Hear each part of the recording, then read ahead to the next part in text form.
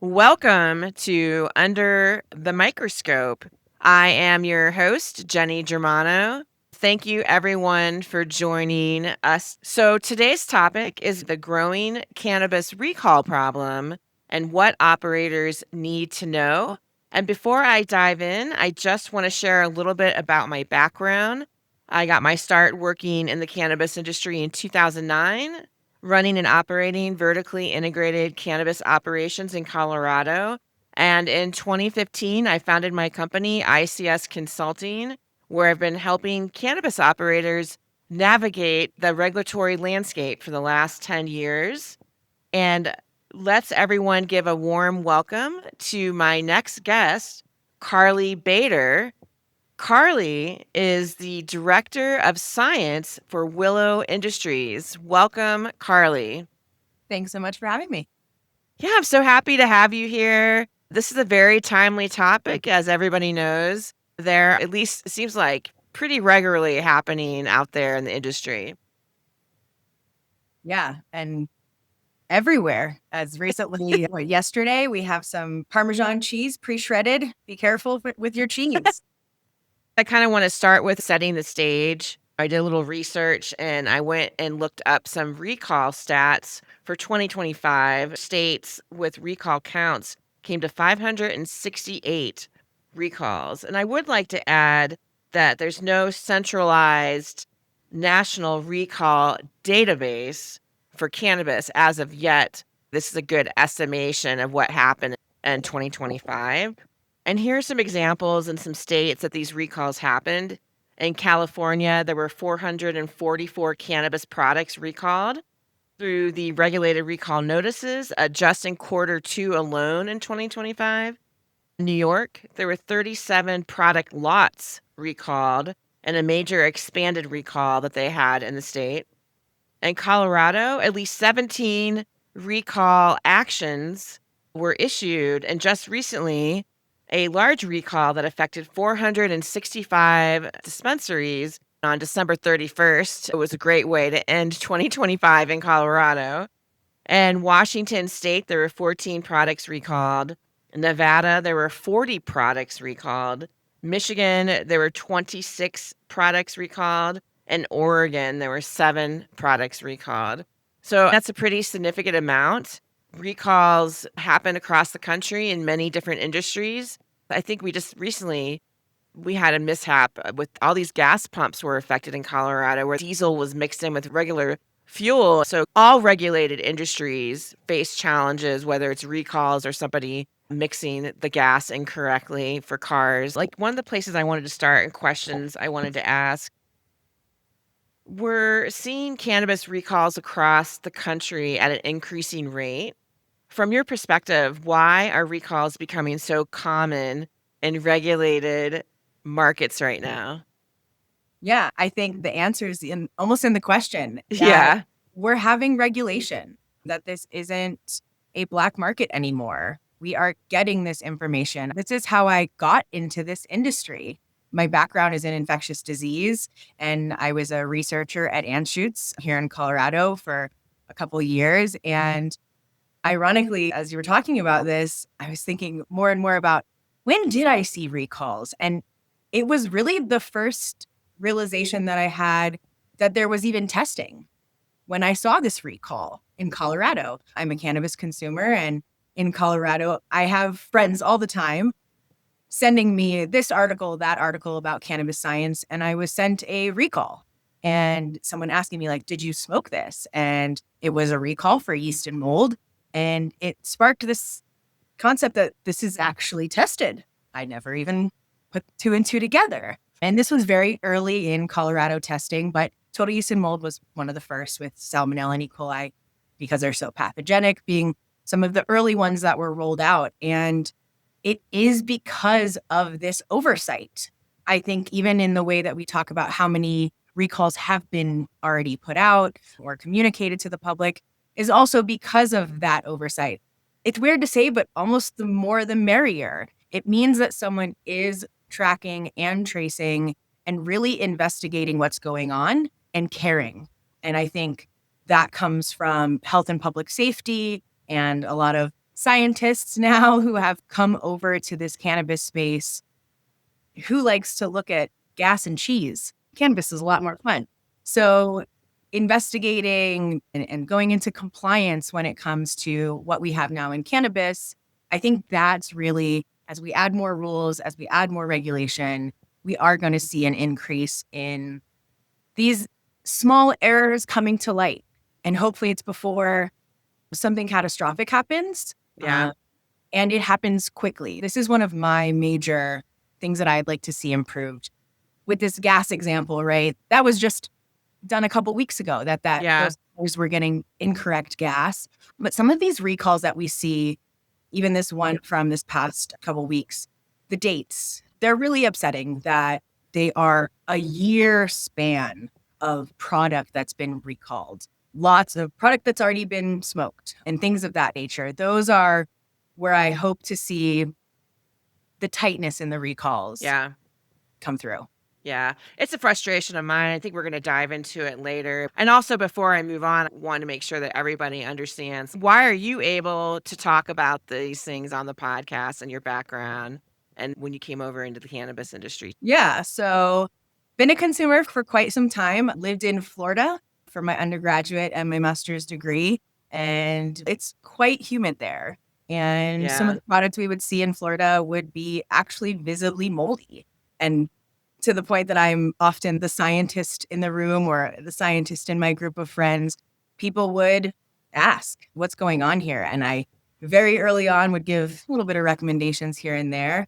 But it wasn't until I moved to Colorado and was working at Anschutz Medical that I saw that there was a whole, in a regulated space, in a legal state, a whole system behind making sure that product did not get to a consumer with visible mold, and even really assessed it on a microscopic level for things like potency and now heavy metals, pesticides.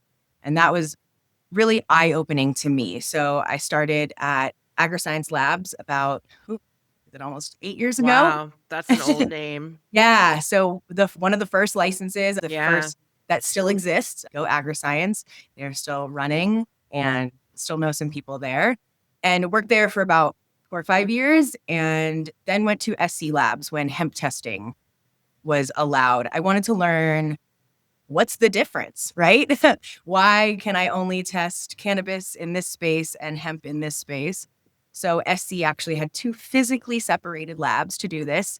And I was able to learn, again, there a lot about still the testing, but a lot about the compliance, a lot about the regulations, and really dove deeper into my career as I made that transition, and then got picked up by Willow Industries, which Yeah. was amazing to get this position here. I was teaching at the time and working with Community College of Denver to write their curriculum. I've always been really about educating, learning as much as I can, and then taking that and educating. Why I'm here on the podcast today. And Willow needed that person. They needed someone to really educate their clients about contamination, do full site assessments, and then also educate them on ozone and the chemistry and help them better understand how to use their technology to their advantage. We were recently on a medical cannabis research roundtable here in Denver this past fall, and we were grouped together on a table, and I knew right away, I was like, okay, I got to have Carly on, and I want to tackle the recall problem because it's really frustrating as a consumer, and because I really want cannabis operators to be successful. And my goal is to get more education and more information out there that will help listeners, and I'm hoping to do more podcasts tackling recall and testing, and so people can understand what's happening in their state. I had almost given up, and I was like, all right, I'm gonna educate the next generation. Working at CCD, I have the brightest minds coming through, really invigorated in this cannabis curriculum, and maybe we can start from the bottom up with the next generation. But here at Willow, and I appreciate what you're doing in podcasts. Maybe Yeah. this is a way to educate those that are currently working within the cannabis system to make some of these changes. It's not a big feat. It's a lot of bookkeeping. It's a lot of documents. It's a lot of keeping up with stuff, routine. And that's something that hasn't always been the cannabis vibe. It's a little bit different now that we are scaling up And I think that's the difference, is that there's scale and regulation, and those two are battling each other. Yeah, I feel like 2026 is going to be the year for everyone to level up in their operations and level up in compliance because it's really going to start changing, especially with rescheduling. And I talk about it almost every episode. I am not a rescheduling expert, nor do I know what actually is going to happen and how it's going to unfold. But I feel like the bar is going to be raised. And I love that you were doing that with young people. I love working with young people. I've done some mentoring through that college. I'm glad to see all these universities and colleges having all these incredible cannabis programs out there across the United States. Yeah. You started in the early days. I started in the early days. It was like you jumped in and that was it. A lot of people, even that I was hiring at AgriScience in the early days, they were testing food. They were testing tortillas or Yeah. milk. A lot of Leprino workers. I know Leprino, yeah. Yeah, they Leprino didn't. cheese. Yeah, they didn't. Again, back to the cheese recall. But they didn't. It doesn't matter what the product was. It was testing, and it's taken some fine tuning because this product is so specific with its unique nature and many different products that we can make from it.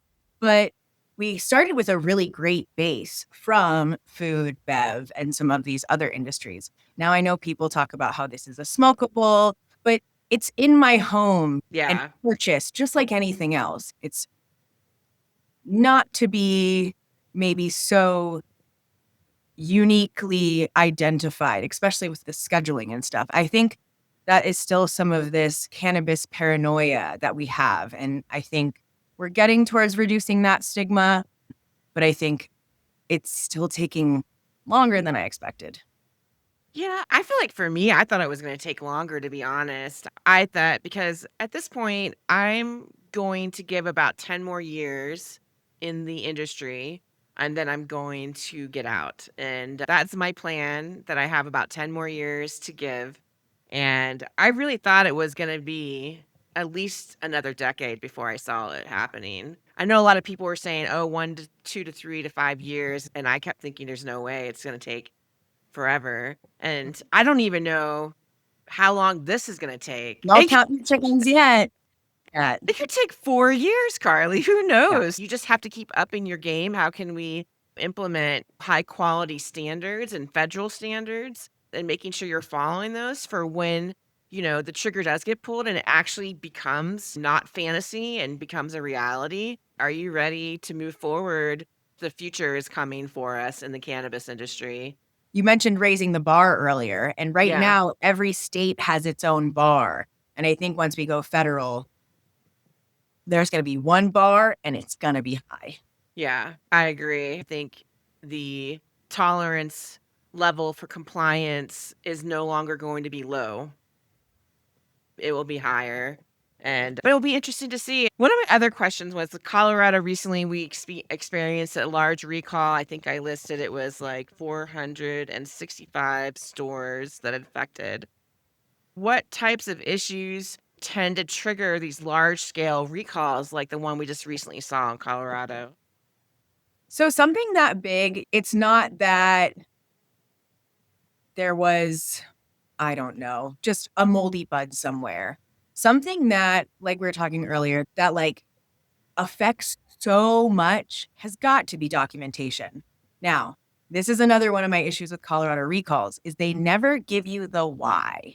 And as someone who was testing for total yeast and mold and failing clients and passing clients and failing plenty of product, I always knew that product was not going to make it to the shelves, right?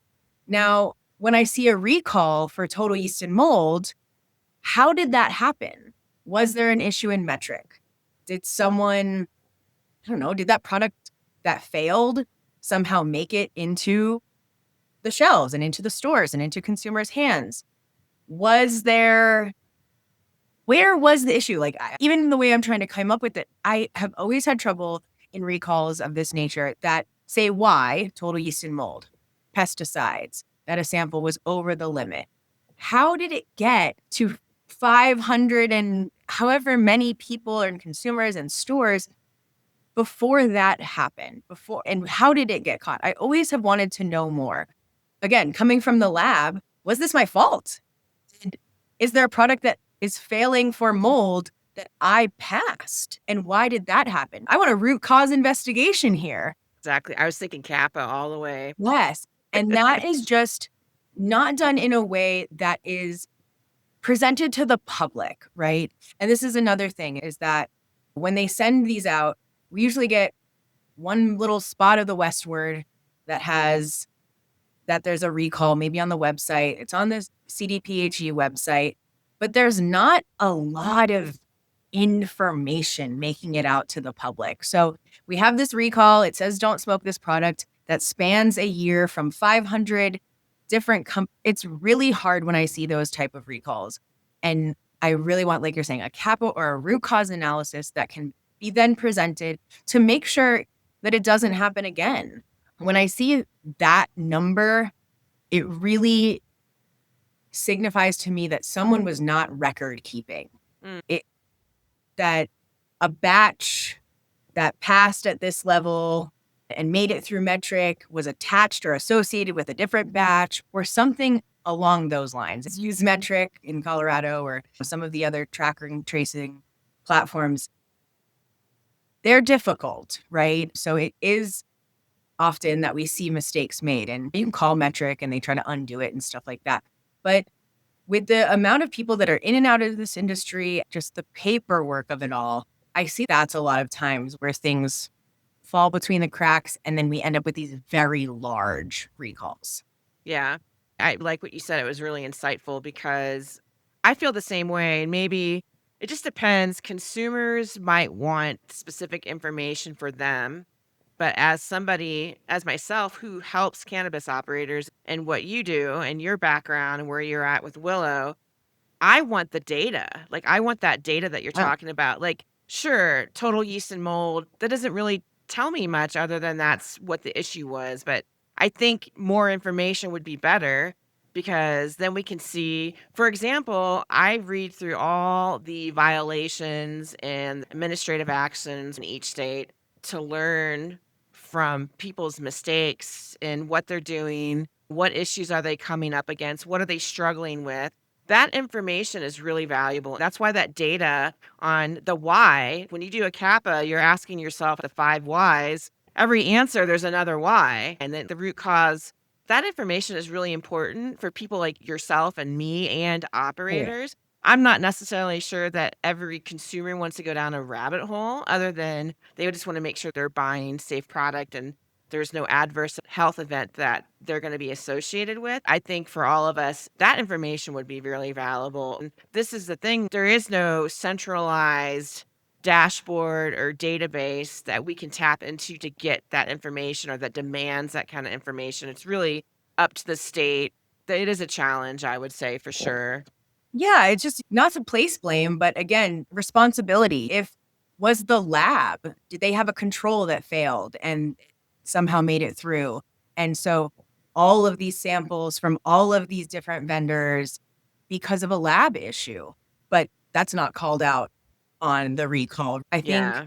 these are all opportunities for learning, especially like we're saying at this stage where we're not federally have oversight. Let's learn within ourselves. Perfect match to going towards federal regulation to start here and grow. But yeah, I think there's something to be said about the lack of why. Yeah. That doesn't help really anyone.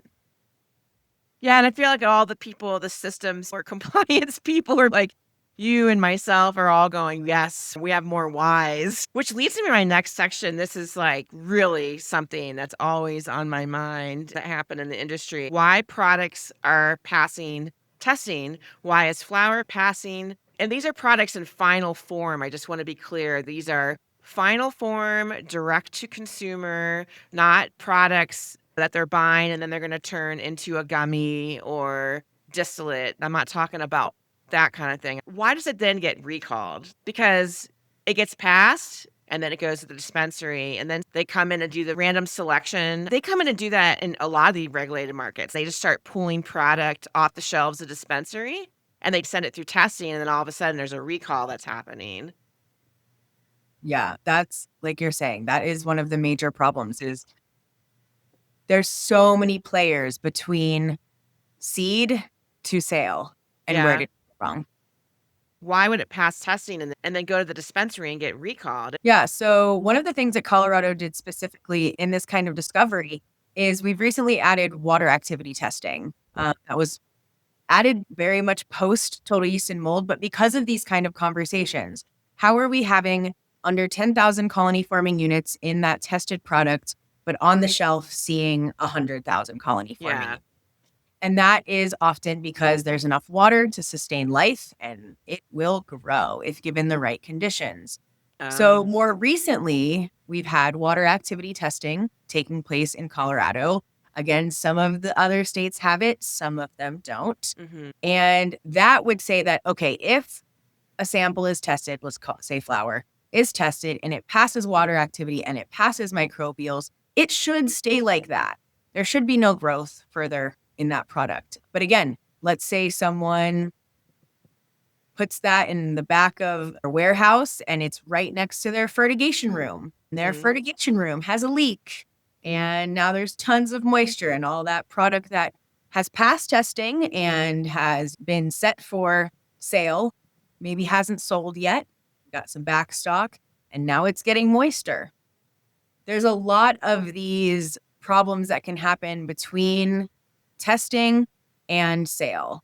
And I think that's just from my perspective, coming from the testing side, is that those conditions need to be set again as a standard. And then any outside issues, let's say there's a leak or something like that, then that has to be addressed. Now, I use the leak example in Colorado because we don't have enough moisture here. But if the same thing was to happen in Florida, where I'm from, like just product hanging out, just product not being sold could become very moist and then have microbial growth further because of that. How long has that product been sitting? In what conditions? Both before it makes it to the storefront and after. This was another thing that we did in Colorado. A lot of questions about the way that we have deli style, opening the jar, taking those tongs, picking out that bud, exposing it to the environment of a retail store, which isn't the most clean. So there's now that, some states do not have deli style. That's not allowed.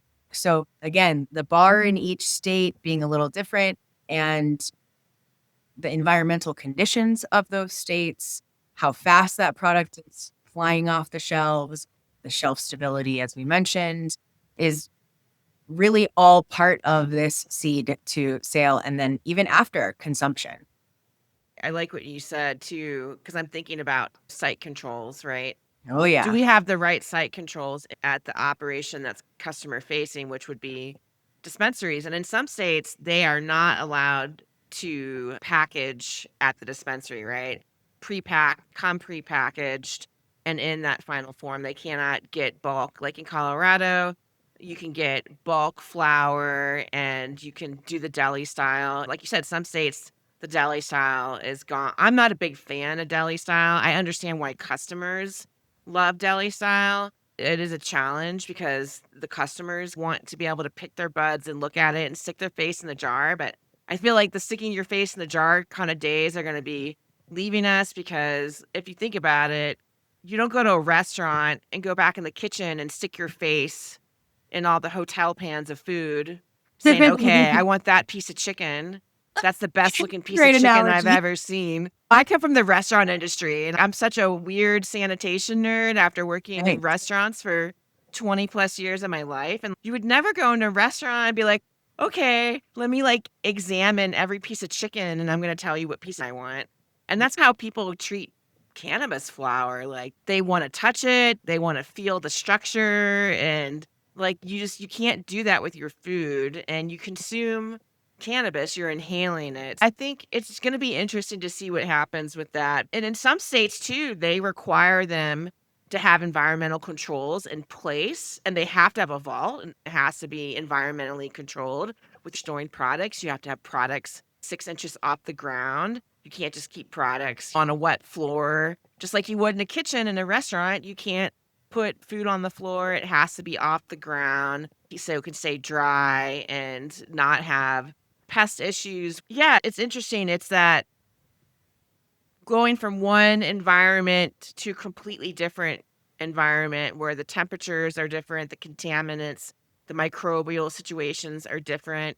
One place might be clean and the other place might not be clean. And everyone has different cleaning procedures. And not only that, the ventilation systems and the HVAC systems and what's in the air. There's so many variables. For root causes of recalls, like we hear a lot about recalls for banned chemicals, microbial contamination, mislabeling, and packaging compromise, and then adverse health events.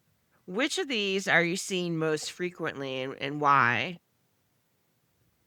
I think most recently we've been seeing a lot of microbials and pesticides. Mm, I feel like those are the most uncontrollable variables, right? Heavy metals, not so much unless you're growing in ground and maybe you can't control your soil outdoor, things like that.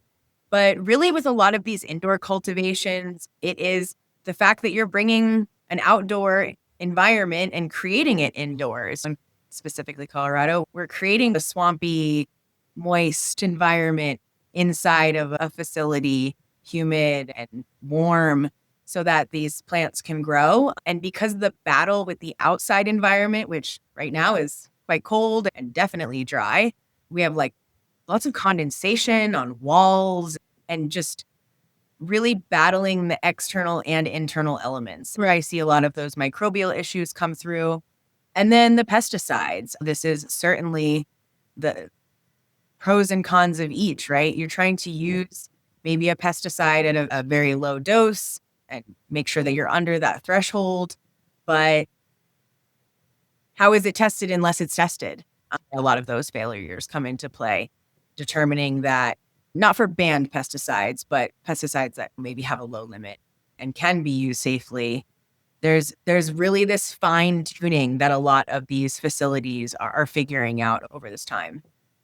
in Colorado, we have a banned pesticide list. Most of the states, they do have banned chemicals that they are not allowed to apply. I do know there are some states where they don't even have thresholds determined yet, which is really, I think, challenging. Hopefully, those states can get a handle on that. The thresholds is what protect consumers from getting sick and they're consuming even smoking flower. Yeah, I think those are some good examples. Like you are taking an outdoor environment and bringing it in. And when you go into a cultivation facility and then all of a sudden you add moisture and humidity and then you have surfaces that things grow on, right? Then Oh all of yeah. a sudden, I'm not a scientist, but like I said, I worked in the food industry for a really long time and I know about contaminants and clean surfaces and smooth surfaces versus porous surfaces and how it can collect things and things can begin to grow. And I think that's also the maturation of this industry, right? Yeah. Another reason that we saw a lot of recalls earlier, and I helped a client out in Colorado who had purchased a facility that had pesticides in the facility and they didn't test the air or the environment beforehand. Similarly, facilities that are near livestock or feed Oh, areas, yeah. Yeah. and they were having E. coli and salmonella issues. And I Interesting. wouldn't, Yeah. it's agriculture, but it's not agriculture. So it really has been a learning kind of curve. I think Colorado way ahead of the curve, and some of these states that are coming online more recently are probably going to be learning as they go, but hopefully learning from our mistakes. As you mentioned, we all came from somewhere else. And I think if we can adopt some of those ideas to cannabis, I think we'll be good to go. Yeah. So it sounds like some of the recalls too that are happening are related to like poor sanitation standards. Oh, yeah. What's interesting is when you watch a new market start, I always find that's where you really see the poor sanitation issues coming up with the testing results, like just early day stuff. I remember at one point things were failing in Michigan because people were like licking the joints when they were rolling them. That we're talking early days. And so obviously the standards have come so far that I really hope to God nobody out there are licking joints and selling them in the regulated market at this point. But you do see it even with like packaging and labeling, you'll see people that will just take a bag of Cheetos and try to sell the Cheetos brand, and they'll spray it with THC. Usually you see it like right at the very beginning where you're like, wow, I can't believe that's happening in that market. And then it obviously gets cleaned up. They start shutting some of those people down. They go in and the metric gets implemented. Testing regulations and standards get implemented, and all those things get weeded out along the way. It's always wild stuff to watch. A lot of them are honestly Willow clients. We work with remediation and decontamination of cannabis products. And so most of my clients are initially struggling. Yeah. Not many people are proactive or are using it early on. They usually get to it when they have to. And I've had so many clients who have communicated that they didn't even know this was going to happen. They didn't know they were going to have to do microbial testing, or the state didn't have microbial testing when they started. Now the state's implemented it. And for the first time, they're seeing that they have 150,000 CFUs of total yeast and mold in their product, or 50,000 CFUs of aerobic bacteria. They don't even maybe know what these words are, but they know that they got a big F on a test, and they come to us. And it's really, again, I'm happy to educate and inform. I spend a lot of time with clients going over their COAs and helping them understand what is happening. And on the flip side, some of the best, one of my clients was previously a dental hygienist. She was a mom and pop, literally a husband and wife, and she really understood hygiene. She understood 70% alcohol. She understood that dilution matters. I can't tell you how many people I get on the phone and they're saying 99% alcohol for cleaning and sanitation. And it's halfway there. So you can degrease and clean with that high percent alcohol, but you need that 70% to actually kill cells, kill viable microbes by having that water that's going to move with the alcohol through the cell wall and kill those microbes. So it's a lot of education, but those of us that come from my background in infectious disease, food safety, things like that, dental hygienists, some of us that think on that kind of extra clean level, those are some of the people that have been either proactively clean or realize after there's some regulations put in place that, oh, wow, if I need to meet a sanitary guideline, this is what we've got to do. Yeah, that's really helpful. People love that 99%. Or is better. Isopropyl. Honestly, it's really a habit, I think, stemmed from dispensaries, because back in the early days when everyone was doing the deli style, a lot of these dispensaries don't even have sinks, right? There's just a sink in the bathroom. That's it. There's not hand washing stations. They're small. These places are converted over. They weren't really building them from the ground up like a lot of places get built from the ground up in the newer markets. And so they were using the 99% isopropyl to clean out the jars. Yeah. That's what they use it for, to clean. I even use it to clean like pipes and bongs and bowls. It gets rid of all the stickiness. Yep. But I don't think they really understand that it doesn't sanitize. Yeah, it doesn't sanitize. And so I always joke that 70% for killing microbials, and here I am already saving you money. Yeah. Isn't it cheaper? 70%? I mean, it's cheaper, or you can dilute your 99 that you have. It will make it last longer. Yeah, stretching your dollar. Do you see operators relying too heavily on lab testing as a final safety net instead of controlling their risk throughout their operation? Yeah, I hate to say, I'm not even sure if they look at it as a safety net or a final exam. They just want to pass it. Often they may not know what it is. They just know they need to get through it to make that sale. And a lot of industry is struggling right now. People aren't overly investing in their sanitization measures. They are investing in nutrients and their fertigation system to make more potency and bigger products. But I do think there will be a shift. I think as there is more understanding, as there are recalls that really take out the profit, that those who are operational, not always looking towards science. They are looking at the finances, and only until that kind of kicks them do they go, okay, what is this COA? And like I said, that I talk a lot of people through their results. Because they don't understand what a CFU is. I'm already throwing things out there, a certificate of analysis, the analysis of that product and how many colony forming units, how many microbes are there, how many contaminants are there on that 1 gram of product. That's another thing that often, once we dive in, I'm like, you have 100,000 colony forming units per 1 gram. That's a joint, right? That's Yeah, for me. That's a a dog walk. joint. So I feel like there has to be a little pressure for safety. And that's disheartening for sure, coming from someone who really puts health and public safety first, as I've worked in infectious disease and at hospitals and things like that. That is Yeah. my mission. And it is certainly this kind of requirement of regulation to show people, hey, this is what's wrong. And we have to make these changes Yeah. and be more proactive. Yeah. And you know what? I think your dog agrees, and your dog is all about public safety Yeah, as that's well. honestly, that's probably Willow. The dog's name is Willow here. Willow was like, I got to get it on the podcast and do a little barking. I think it is going to change, to be honest. I think the direction of the industry, it is going to create pressure, and it's going to get to a point where you have to change or you're not going to make it. That's Yeah. really what it's going to come down to. And the people that are willing to change and adapt and pivot and to have those site controls in place, and the new emerging markets, they're learning what not to do from the mature markets, but even markets that are 2 years old, which aren't very mature yet, emerging markets are learning from those markets, right? They're getting that information and they're saying, okay, we saw this happening in New York, or we saw this happening in New Jersey, and oh, we look at everything that's going on in Colorado.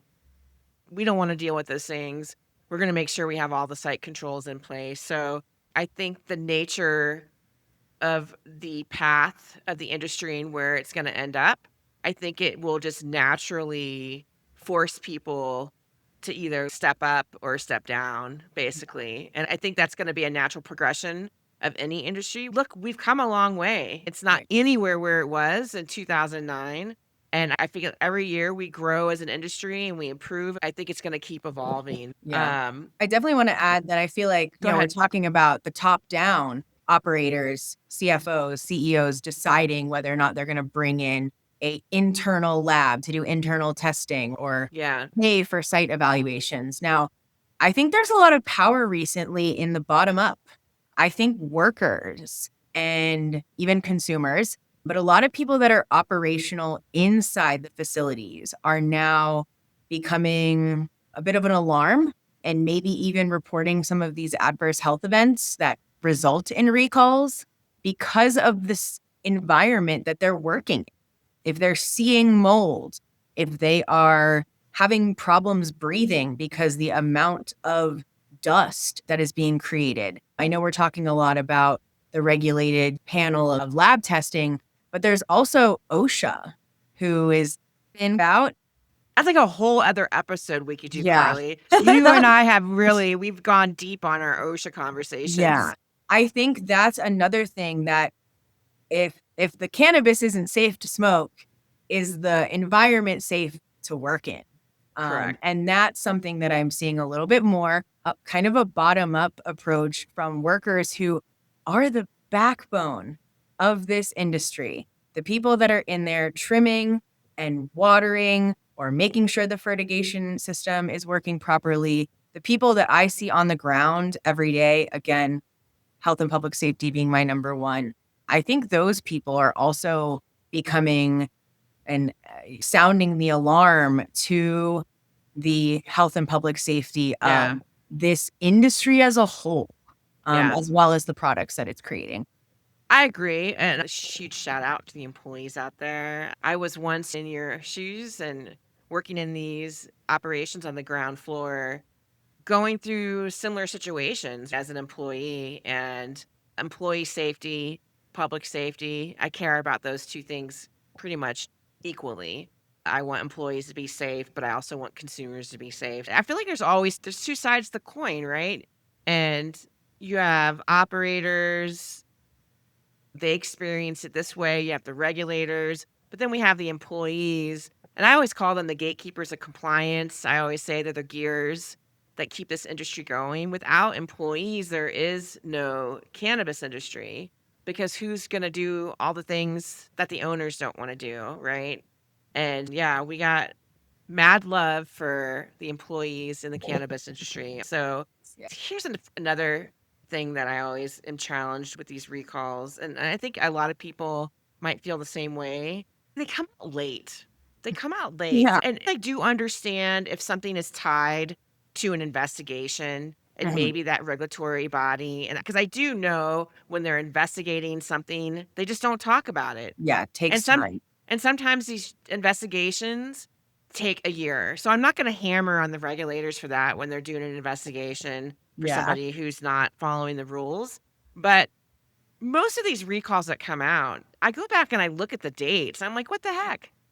You're recalling a product from 4 months ago. I think sometime in Michigan, when they put out a recall, there was stuff that was like a year old. And I'm just going, it's gone. The Yeah. product's gone. Yeah. Unless it's at my house, Jenny Germano, because I get product and I never smoke it. It just sits there. I have expired edibles in my refrigerator. I'm the worst of the worst because I'm not a heavy consumer. And so there's probably people like me where it does sit around. But for somebody who's doing it every day, it doesn't last that long. Yeah.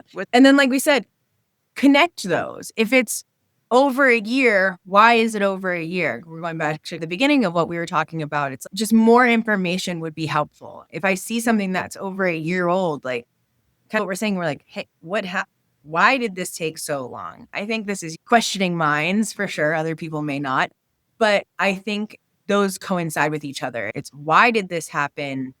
And maybe why is this taken so long or so late or so expansive, right? Why is this across so many lots or so many batches and so many stores? And look, Colorado's got some people that are struggling. Not everyone is struggling in Colorado, but we have businesses that don't move product as fast as they used to. So they could have product that's sitting around longer, right? We have to have expiration dates on things. So they have to move product. That's new too, though. Expiration dates, that's a new thing, which kind of pushes people to move their product faster. I've known people that had flowers sit around for a very long time. I see the conversation happening like on LinkedIn. The recall will come out and they'll just say, what the heck? This product's 4 or 5 months old. Like that. And I see people's frustration, people who care about public health and safety, or even consumers, the frustration with, I already consumed this.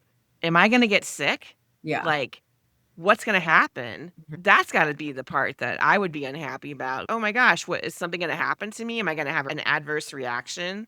I think probably operators, employees, customers, I think a lot of people are frustrated with that. Yeah. Yeah. I want to know, did someone have an adverse reaction, right? Is that something I need to prepare myself for? Or was this a regulation that accidentally the lab put in 9,000, which passed the product when the lab should have put in 90,000 and failed the product, right? Or are 5 people who have used this product all called in and reported an adverse health reaction? Or was it an error on the clerical side and nobody has reported anything as of yet? I think this is, like we're saying, just the more information for the consumer. Or is this a disgruntled employee that reported an adverse health reaction? We've heard about this, and no product is actually having a microbial issue. There was just some document issue that they found when they went. Yeah. There's all sorts of stuff. My question is, does this happen in other industries? For example, lettuce is recalled. Like we've seen shrimp, like over Christmas, all that shrimp was recalled, right? From Costco or wherever, Sam's Club. I'm thinking, holy cow, people buy lots of shrimp around the holidays, right? Yeah. But what if they already used it? It's the same thing. Like, are even other industries getting the recalls out? Because they don't know they need to recall something until somebody gets sick when it comes to food. Somebody gets sick, they report it. And as somebody who taught food safety classes, not everything is reported. A lot of people don't report getting food poisoning. Yeah. Oh, that one time, El Taco. Oof. Yeah. Food poisoning is definitely underreported. So I know cannabis is definitely different but because people aren't getting food poisoning, but they can have adverse events, right? We've seen recently somebody had some liver issues with some product that was on the market from a company that got recalled. How can they improve it? I think it's important to not say, "Oh my god, look at all the things wrong," and just sit and talk about all the things wrong, but, like, to be forward thinking and how can they solve these problems? Yeah, I think honestly, in the way that you're relating the other industries, now you heard about that recall in the lettuce and you Yeah. looked it up and you saw where it came from and you heard about the shrimp and it's from Costco. I don't think there's enough knowledge, there's enough public announcement of these recalls for us to even really, again, dive into what it's being caused by. I think there's more information that needs to be put out, right? So that, as you're saying, if a bunch of people are consuming that product and also had an adverse health reaction, they would report that back. I'm really unsure if anyone is getting these recalls. I am Yeah. signed up in Colorado. I had to sign up for it, right? It goes to my Gmail and I had to be a part of their sign up. I think it was like a Google form. I have a couple other states that I peruse the website often. Just you had to do a ton of research to come up with any of my non-consuming friends never know about these recalls.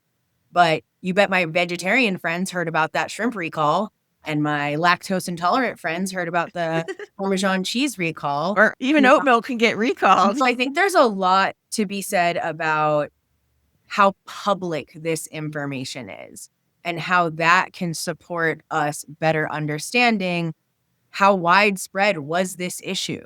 Are people saying they also had an adverse health reaction, or that when they opened their jar at home, there was visible mold Yeah. in it, which is why that first person reported that this should be investigated. I think because it's so hush still, I don't know if we're going to make progress without information about why it happened and then backtracking to who it happened to, being able to report back to us. Well, and the reason that other industries like food, for example, is because they have the FDA, and we do not have the FDA involved in the cannabis industry. However, the future could have the FDA involved, and then there would be a centralized system that people could get that information. But right now, it relies on the Department of Health in each state.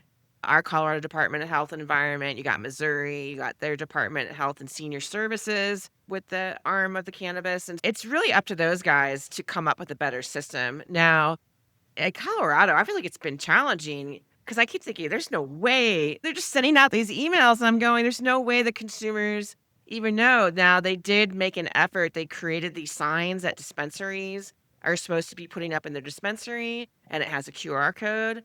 But not all dispensaries are putting up the signs. It's not even mandatory, but I'm just using that as an example. It's not mandated. They're Yeah. not going to get a violation for it. And so if they're not, and this is what it comes down to, and it has to be a rule because then they're not going to follow it.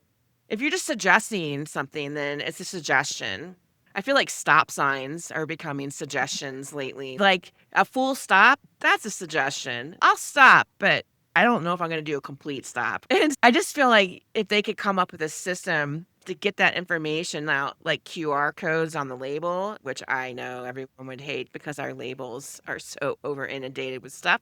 But in some states, they do. There's a poison control center number that's required. Most states require that on their labeling. We don't even require that on our labeling. There's no number for them to call. So if there was a number that they could call to report an adverse event on the labeling, like they do in most states, I think it's Michigan, for example, or Missouri, there's a number they have to have on. They call, that information gets reported back to the regulatory agency so they can track the data. Yeah. Right now, we're not really doing that in Colorado. So I think that's another way they could do it by simply, if a QR code would take up too much room, then they maybe have a number for the poison control center.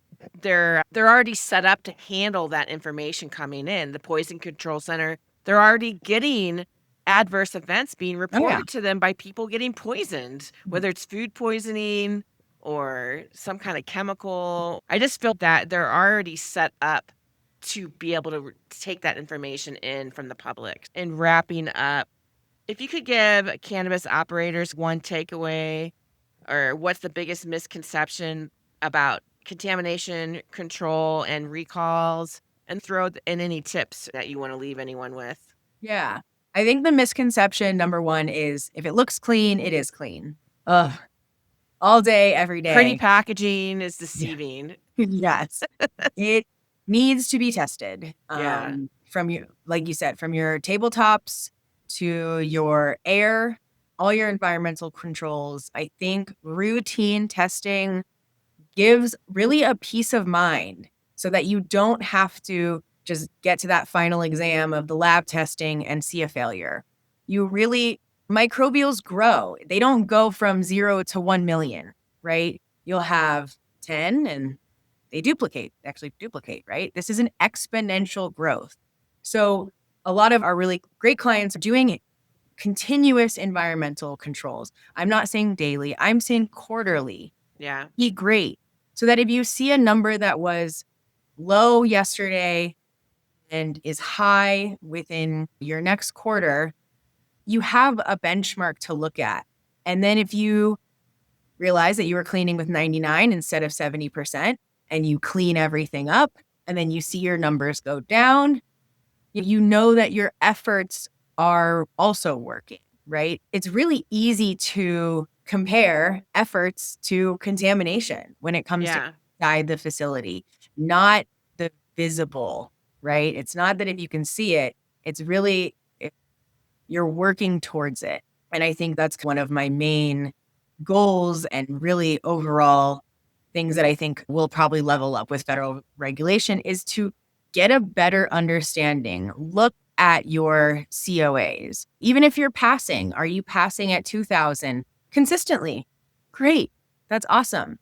Do you see, as we do quite often in the spring, as things are getting wetter in some of my states, we see numbers start to rise. There's a lot of information that can be taken from these results. And I think that is one of the biggest recommendations I would give to operators is to, even if you're not doing your own internal lab testing, to utilize your lab and to get a better understanding of your numbers and their trends, right? Just that it's a pass, but the trend of those numbers. You can do final product, or you can get nitty and gritty and have your facility tested each room and watch those numbers fluctuate. And with efforts of cleaning, adding sanitization measures or Willow airs, watching those numbers go lower. That is really, I think there's so much value in the data and it's left in the garbage once they get that passing paperwork. Lots of good information. I wish we had more time. There's just so much to cover. I appreciate you being here today and sharing your knowledge and your experience with us. I think it was a great episode and a really good conversation. Thank you for being such a wonderful guest. Thanks for having me. It's really great. Like I said, this is certainly a platform for consumers, producers, everyone to get a better understanding of where the legacy has been and where we're seeing things move forward. I think you do a really great job. Yeah. Yeah, I agree. Thank you so much, Carly. And for those listening, you can stream this podcast on Apple and Spotify or wherever you like to listen to your podcast. Also, please, if you could, go to my YouTube channel, which is Under the Microscope with Jenny, and subscribe. I'll have Carly's information posted in my description box if you would like to go and check out Willow Industries, and Carly, I'll have her LinkedIn in that description box as well. Yeah, would love to chat. Yeah, so thanks again, and thank you everyone for joining us today.